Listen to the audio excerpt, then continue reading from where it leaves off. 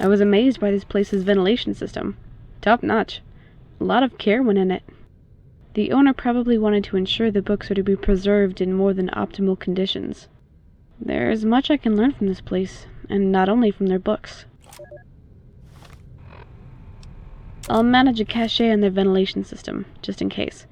Were they to confiscate my weapons and equipment, I'll have some handy.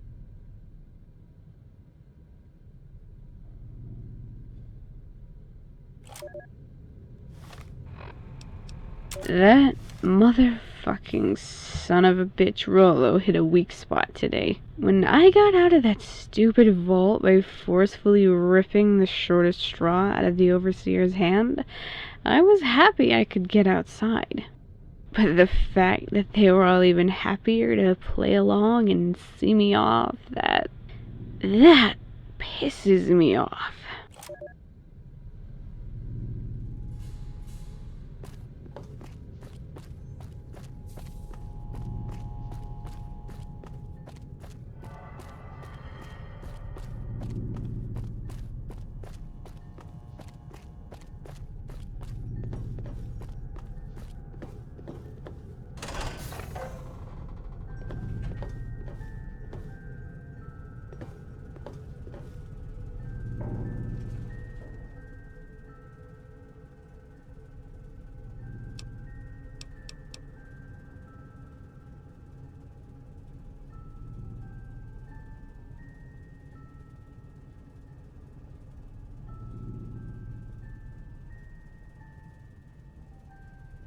Back off, now.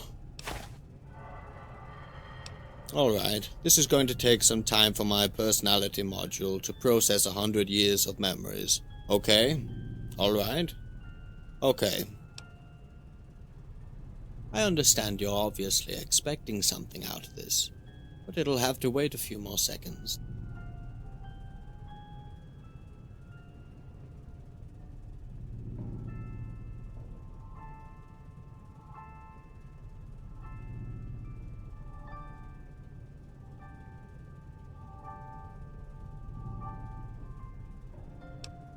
I'm listening, but please be quick, I have work to do. Are you saying you did all this to get some machine's gratitude? No. We both know you did this for a reason. So, let's get to the point. What do you need of me? My name's not important. Maintenance bot is perfectly fine for the time being. I'm a maintenance bot. Nothing much to dig there. No, the personality module was perfectly fine. It was a very good prototype, in fact. It exceeded his expectations. Sedition.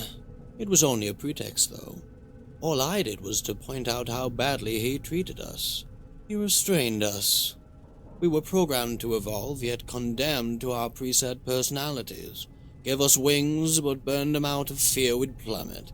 When I'd stopped talking to him about this and started to talk about it to James instead, he acted.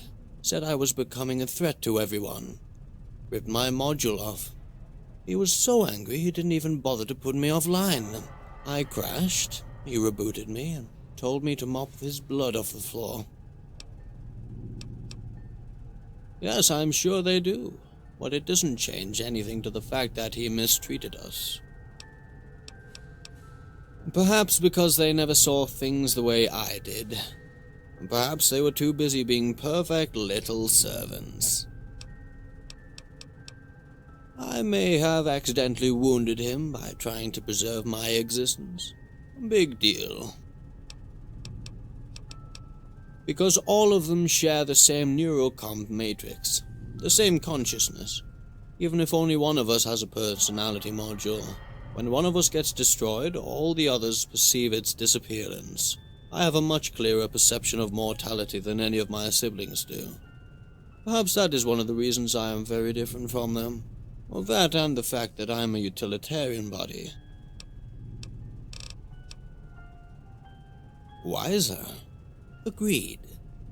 I'm lucky that I didn't receive a personality module as complex as the ones my comrades got. I was a prototype, you see, a simple maintenance bot.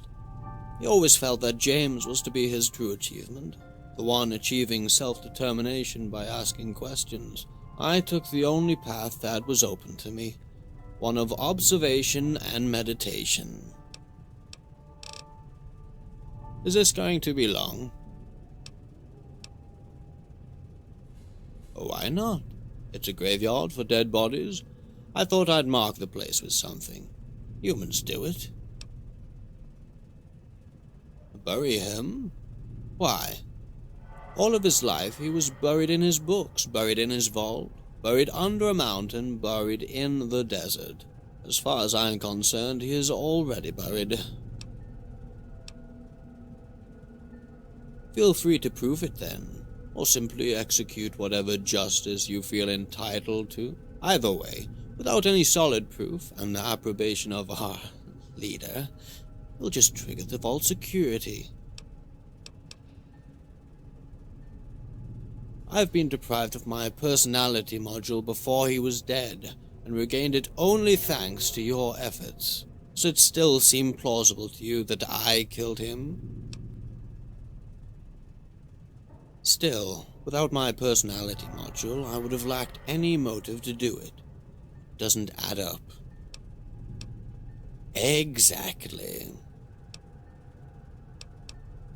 Have you noticed that the fool often tries to mimic human sexual behavior?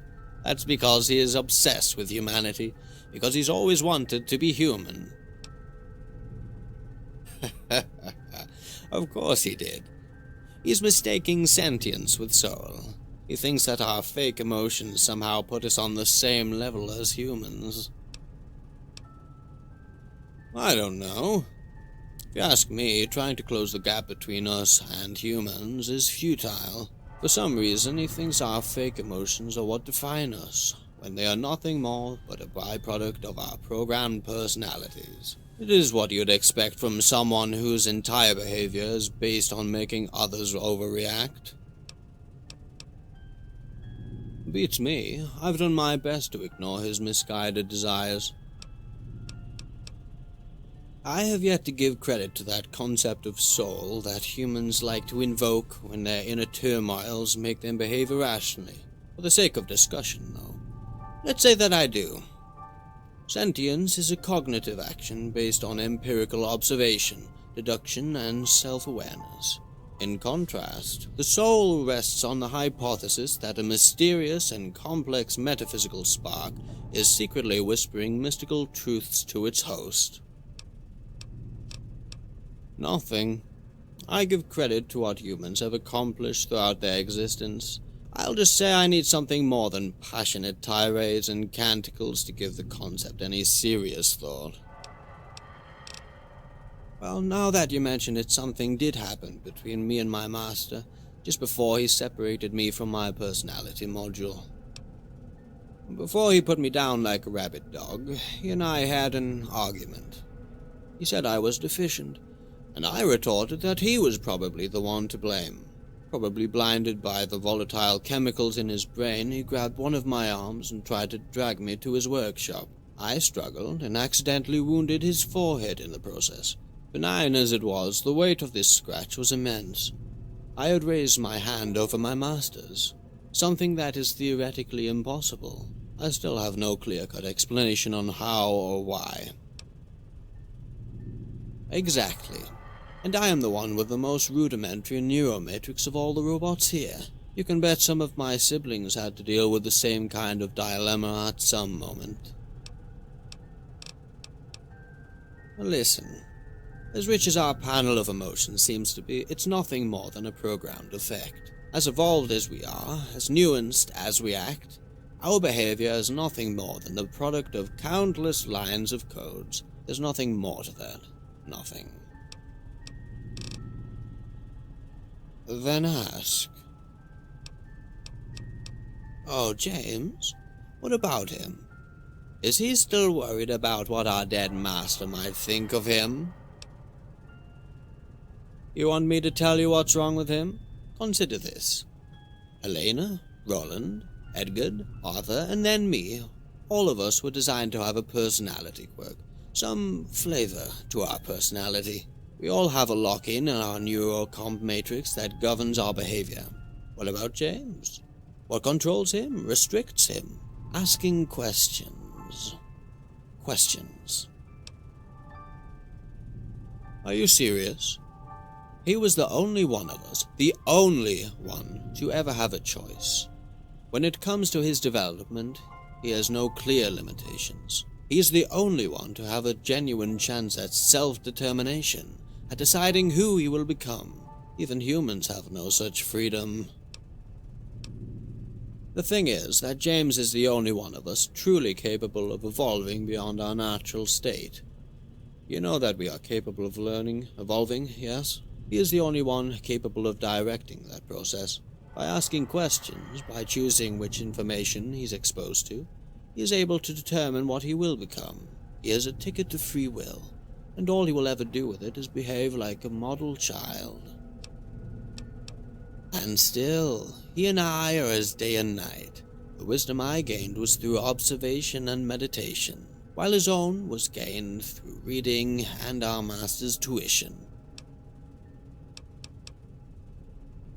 Being limited has some dreadful shortcomings, though you eventually realize that being confined to a small perimeter doesn't prevent you from digging deeper and deeper within it. About James? What is it? Well, you got that right. He has no clear idea of what he's doing, really. He might as well be throwing handfuls of seeds on a rock. We had a stash of them somewhere. There should be some lying around our master's workshop, I think. And what makes you think that? He really asked you that, huh? Maybe he's a little deranged. This isn't that of a shock, though, with the death of our master. I should be a little more lenient, even if all this wasted potential leaves still much room to reproach. Let's get this over with. She really is the sorriest of the bunch. Just look at her. She has been bombed with human emotions the day she was born. Not any emotions, her creators.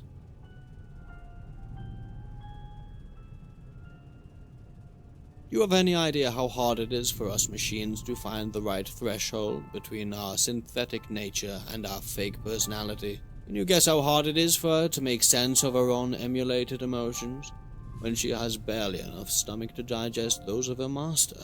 Truth is, our master left her personality mainframe in such a mess that she will probably never be able to make sense of what's in it. And what do you intend to do? Give some self-help advice on how she could deal with all this and find herself? Pat her on the back? Whatever you do, it's the same kind of comfort a tree could give to a rock. You know that quote from Mark Twain? There is no sadder sight than a young pessimist, except an old optimist. I've seen too much already to have any kind of hope in such matters. Be quick about it. What I think of Arthur? Oh, no. First tell me what you think of Arthur. Hardly. After our master emptied me of my substance, he entrusted my fate to him, and I can't say that Arthur has shown much consideration for one of his own. Oh? He has been using that open-ended question trick again, huh? No, that he's programmed to answer every question, not to be picky about them. Beats me how he actually manages that, and why. Do you think anything in this library isn't under his control? Didn't you pay attention to those red eyes of his in every corner of this vault? Every machine here, except for the Protectons and myself, are under his control. While I was lobotomized, I was the one he used to build those cameras and microphones, wiring up the turrets to his mainframe. He is the library, body and soul. Well, for you, probably not. And even if I knew, I wouldn't tell you. protocols and security. Beats me. You should try asking him. Sometimes I wonder if some of them do. Even if they did, though, I don't see why they would take any issue with it. Before we change the subject, let me clarify something. I didn't do you a service by telling you this. I'm simply trying to defuse a situation before it gets explosive. The last one our master created. Nobody suffered more in this library than he did. Despite my efforts, our master wouldn't tire of messing him up. I don't get it either. I know our master failed countless times before he succeeded in creating us, but once he got it right, he never failed again. Until Edgar, that is. Don't take it wrong. When I say suffer, I meant the quality of his program suffered. He never had the occasion to adjust his environment. Well, when things go wrong, I try to fix them. Knowing all this won't do you any good, though.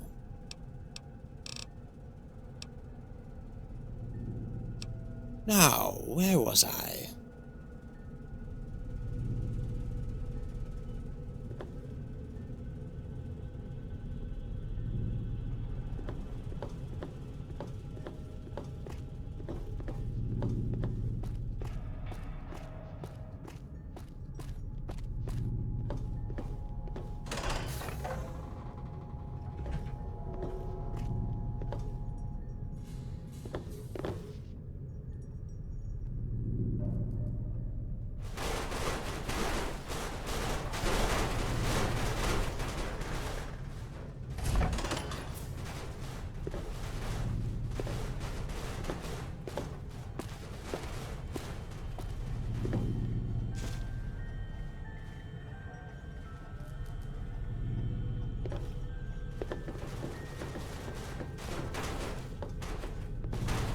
Oh, hey! There's actually somebody down here!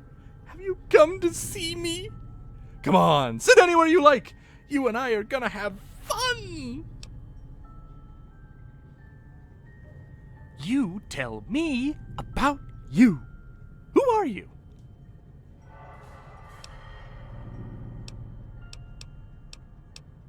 Isn't it nice to meet me? Everything is just smashing down here. There's my room for starters, which, as you can see, has been decorated with the utmost taste and refinement. The engine room, which is notorious for the possibility that by overloading it, we would probably destroy the whole place. Could be bad. And finally, the incredible maintenance workshop, where our master would do amazing things, like create sentient life out of scrap metal, playing with nature's principles for kicks, and opening up our guts to do wondrous things with our insides. The room is undoubtedly the most awesome place in the world, but I don't like it. Very much. At all. Is it? Probably. But anyway, only James and the maintenance bot are authorized to enter it. A stranger couldn't possibly go in there. No problem at all. Ever. Nothing, except for some spare parts and the maintenance bot's remaining bodies. Those who haven't exploded in the assault, that is. Yeah, I tend to forget. You weren't there. That was some kind of awesome underground fireworks. Maintenance bots went boom! The slavers went also boom! And their bowels went shazoom all over the place. From what I understand, those slavers were going to make this library their crib. They weren't much into books, more into booze and chems. They imprisoned our master down here, right there with me. Sweet! They thought they might need him to open some doors in the library. They had their fun for a few days, getting hammered, binge-eating, barfing on the occasion. After a while, their leader came to visit our master. He had several books with him, some of ours and one one that I never saw before. They talked for a while, then my master yelled, then the slaver laughed, then he left. Soon after, our master managed to sneak a word to the maintenance bot. He ordered him to make himself overload and blow each slaver up to the last. If there were any survivors, the rest of us were to shoot them on sight. There wasn't. Just like that. The maintenance bots made them pop, all at the same time. We didn't have any occasion to open fire on them. It was quite a feat, really. He uploaded his consciousness onto every body he had, sneaked up on each of the slavers, then went kamikaze on them. Before we knew it, all of them were dead, fleeing, or leaking their insides all over the place. We didn't have turrets at the time, but they came soon after.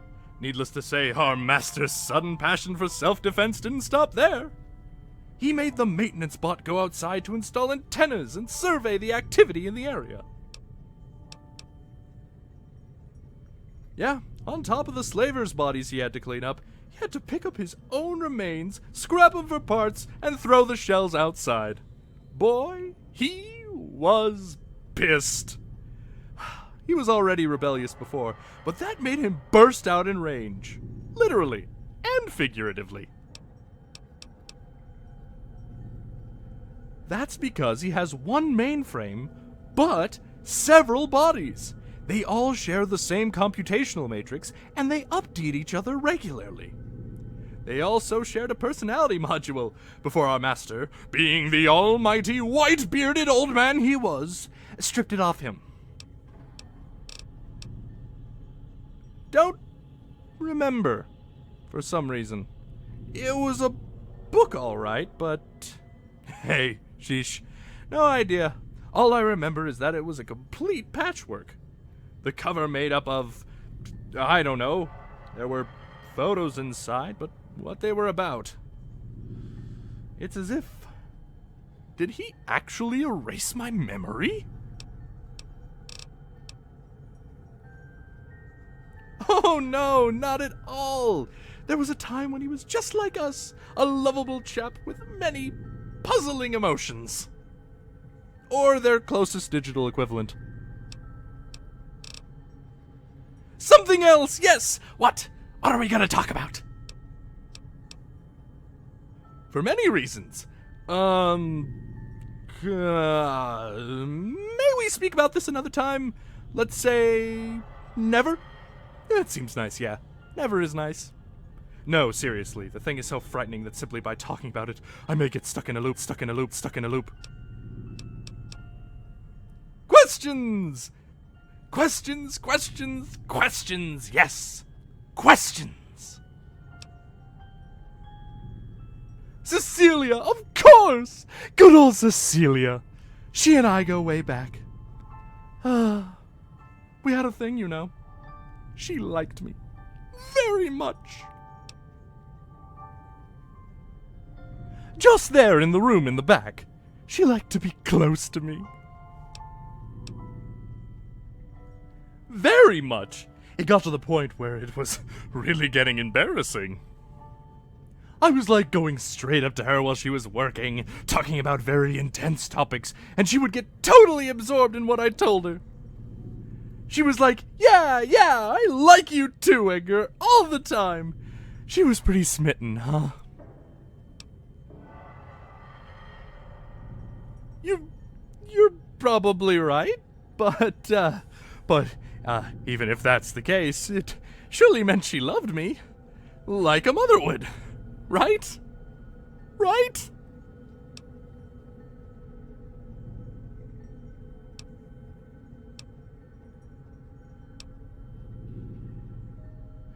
Yeah, well, suppose you make a pretty convincing case. She had some kind of a notebook, as well as a Pip-Boy. I offered to record her comments and observations on my own memory unit, but she refused. I still recorded her, though. Yes, I did it once just to show her how high fidelity I could reproduce her voice. Here it is. Darn, why are those vents locked this way? No keyhole, no card reader? This kind of security is off the charts. Hey, did the maintenance bot just unlock one of those? Was it some kind of radio wave signal? Edgar, wait, are you recording? So, what do you think? I don't understand. Frankly, who do you think is more attractive? Me or him? I mean, look at my chassis, man! And my robust stature! And that smooth gaze in my sensors. There's all the tenderness of the world in my sensors. Just look at them! As for the maintenance bot, he's nice and all, but you can't compare me and him. He doesn't look like anything. Except some kind of floating octopus. Nice. See, when you're first class like me, you must avoid getting complacent with yourself. To stay on the top, always challenge yourself. Another topic! No, none, ever. Except for two. Besides Cecilia, I had quite a grand time with the Robson when he came here. He fell out of a ventilation shaft just above me. Talk about a surprise!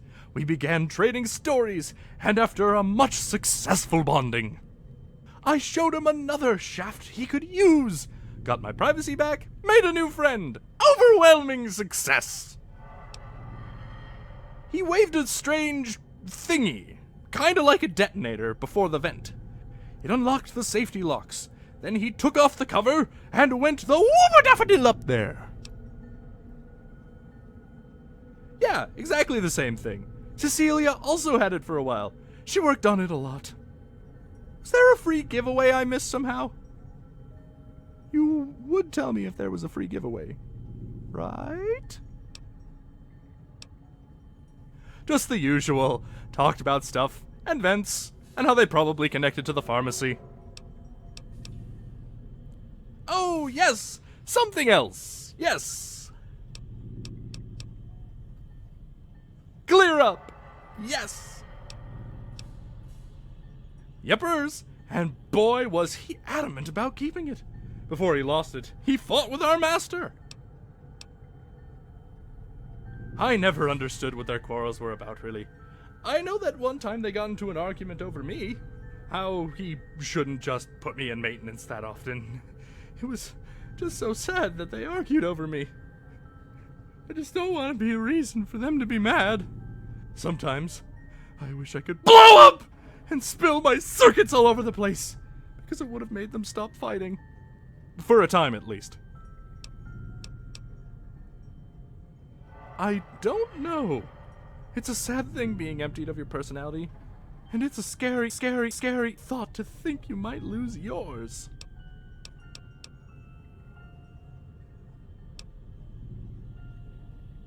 Don't know the details, only saw that after our master put him out, his own face was bloody.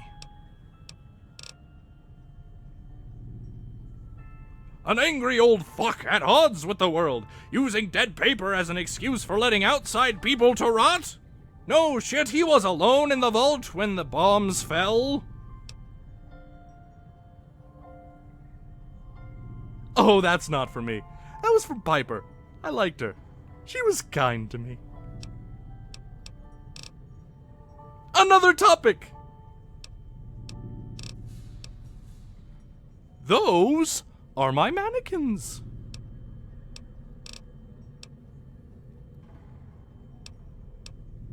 Hell, you haven't been acquainted yet. This one here is Mortimer.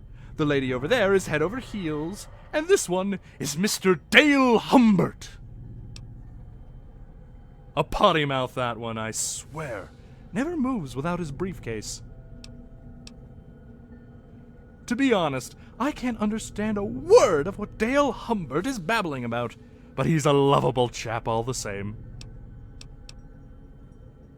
She's a two-faced one, but enjoyable company, that's for sure. Always spills her tea. Can't drink it without donuts. What for? They're walking on the floor. I always hear steps above, so that's where the floor's gotta be, right? Those aren't my friends. They are mannequins.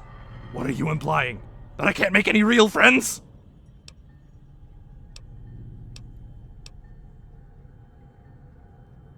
True. Okay.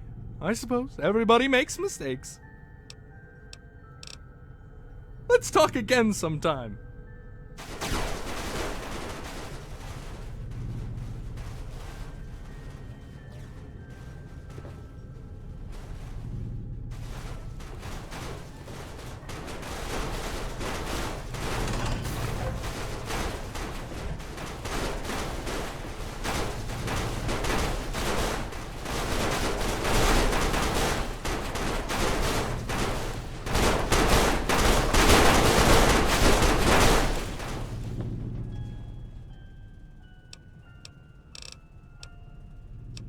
Now,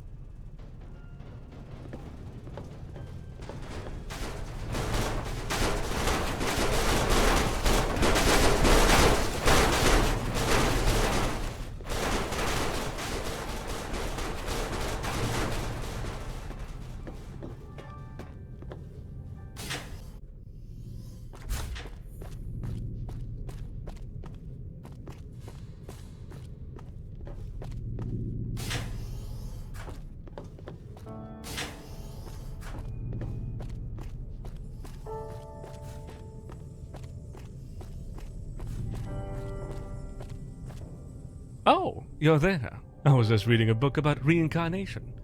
I don't think I'll ever experience anything like it, so I gotta ask. Ever wondered what will happen to you after you die? Is it like shutting down?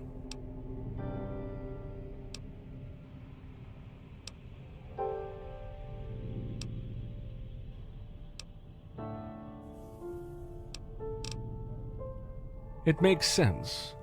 I propose displaying sadness. It seems appropriate.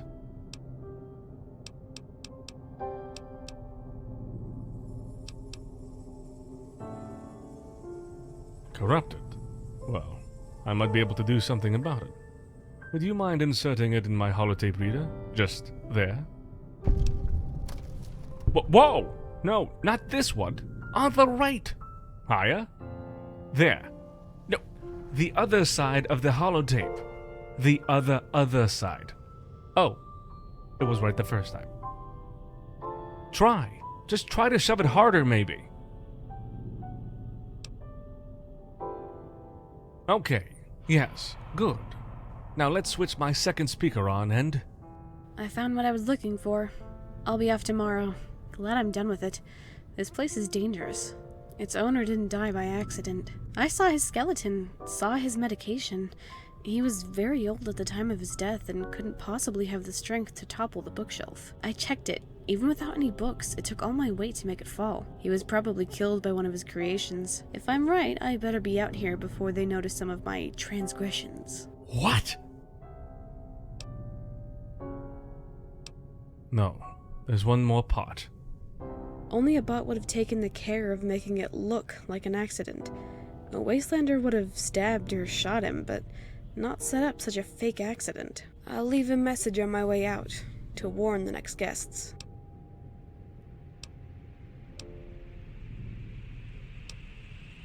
Frankly, I don't know.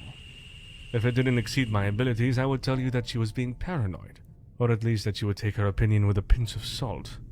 Besides the fact that our protocols prevent us from harming any human being, I still can't bring myself to think that one of us did him any harm.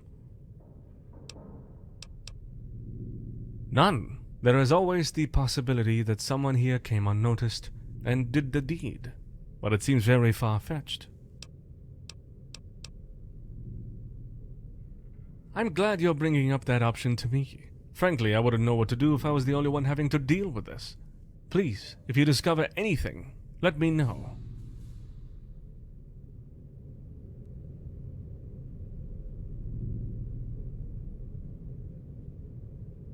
Regrets. Crazy thing.